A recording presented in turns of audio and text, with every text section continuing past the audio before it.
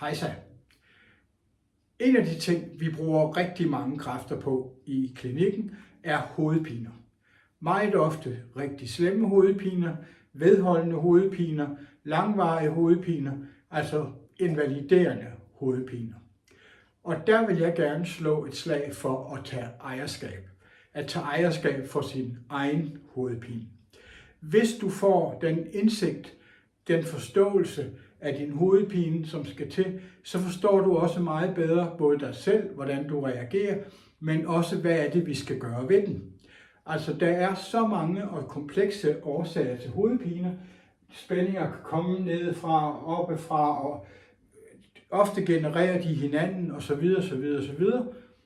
Få forståelsen for det, få indsigten, for så forstår du også, hvad det er for en behandling, du skal have, og hvordan du skal have den, og også hvad du selv kan gøre. Hvis du døjer med mange hovedpiner, så er du altid velkommen hos os. Massage i Haderslev i Dampassagen i Haderslev. Tusind tak, fordi du kiggede med. Hej.